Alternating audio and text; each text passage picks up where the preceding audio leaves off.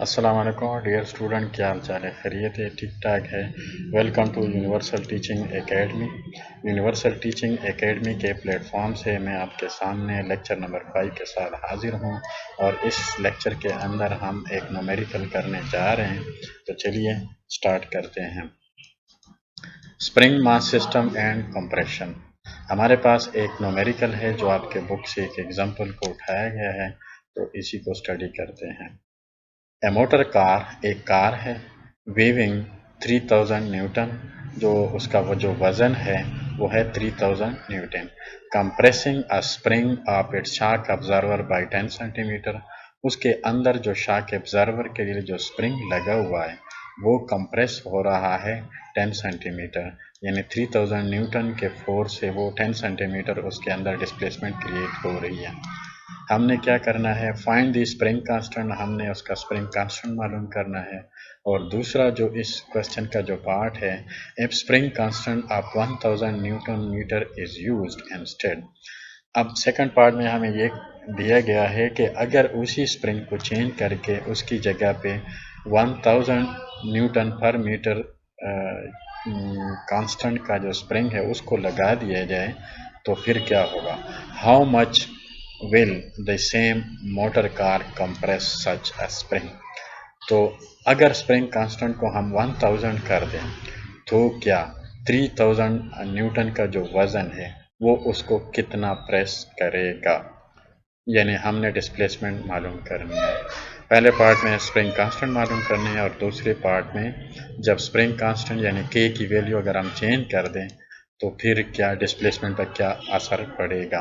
तो चलें, हमारे पास जो गिवन डाटा है वो क्या है, weight of motor car W is equal to F और इज इक्वल टू 3000 न्यूटन। उसके बाद डिस्प्लेसमेंट x, वो चूंकि 10 सेंटीमीटर दिया हुआ है तो हमने उसको कन्वर्ट किया 0.1 मीटर।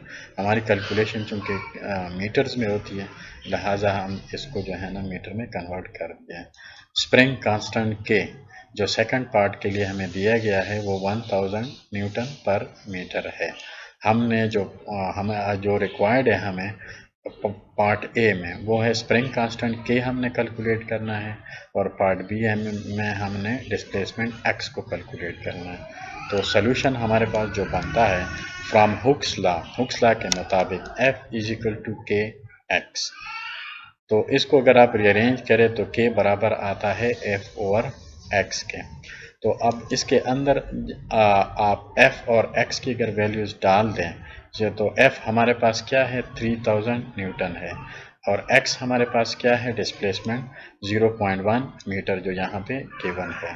तो इसको अगर आप सिंप्लीफाई करें, कैलकुलेट करें तो के की हमारे पास जो वैल्यू आती है वो 30,000 न्यूटन पर मीटर आती है। यानी पहले जो स्प्रिंग कांस्टेंट जो यूज हुआ है उसकी जो स्प्रिंग कांस्टेंट है वो क्या है, वो 30,000 न्यूटन पर मीटर है। अब पार्ट बी की तरफ आते हैं। Now a spring constant 1000 metre is use for the same car, the compression will be. अब जो 30,000 न्यूटन पर मीटर वाला जो स्प्रिंग है उसको हटा दिया गया है और उसकी जगह पे 1000 न्यूटन पर मीटर वाला जो स्प्रिंग है उसको लगा दिया गया है। तो हम इसको कैलकुलेट करते हैं। तो हुक्स लॉ के मुताबिक फोर्स इज इक्वल टू यानी F is equal to K X N. तो हम इसमें से x कैसे मालूम करेंगे, x is equal to F over K, यानी फोर्स को कांस्टेंट से डिवाइड करें। तो इसके अंदर अगर आप वैल्यूज डाल दें तो F हमारे पास क्या है, वो 3000 न्यूटन है, वो एक्चुअली उस कार का वजन है, डिवाइड बाई के हमारे पास क्या है, वो हमें गिवन है 1000 न्यूटन पर मीटर। अब इन दोनों को अगर आप डिवाइड करें, सिंप्लीफाई करें तो हमारे पास जो x आता है, जो डिस्प्लेसमेंट आता है वो 3 मीटर आता है। अब इन दो पार्ट्स को थोड़ा सा एनालाइज करके देखते हैं। This means that a spring of high spring constant is needed to lift heavy weight without much compression, and a spring of small spring constant will lead to a high compression which will create design problem।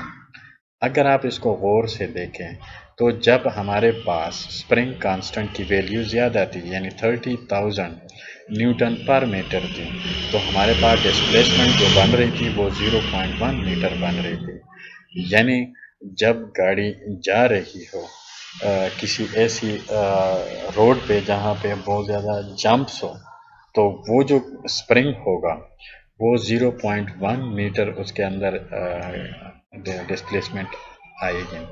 लेकिन अगर उसी spring की quality को आप change करें यानी के की जो वैल्यू है उसको चेंज करें, स्प्रिंग को चेंज करें, तो फिर क्या होगा, रोड भी वही है, गाड़ी भी वही है, तो फिर क्या होगा, वो 3 मीटर उसके अंदर कंप्रेशन आएगी, यानी वो बहुत ज़्यादा प्रेस होगी और बहुत ज़्यादा एक्सपेंड होगी।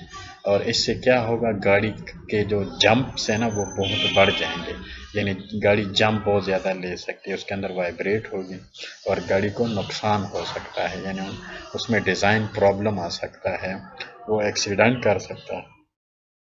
तो ये अगर आप गौर से देखें तो स्प्रिंग कांस्टेंट की जो के जी वैल्यू है that is very very much important for the car. यानी आप वो स्प्रिंग का जो कांस्टेंट है वो यहाँ पे बहुत ज़्यादा मैटर करता है कि आप कोई मखसूस के की जो वैल्यू है उसी स्प्रिंग को इस्तेमाल किया जाए। तो डियर स्टूडेंट, मेरे ख्याल पे आपको समझ में आई होगी कि यहाँ पे जो के की जो वैल्यू है वो किस तरह आपके जो एक्स है डिस्प्लेसमेंट उसको किस तरह इफ़ेक्ट करता है। तो चलिए इस लेक्चर को यहीं पे वाइंड अप करते हैं, नेक्स्ट लेक्चर में इंशाल्लाह दोबारा मुलाकात होगी।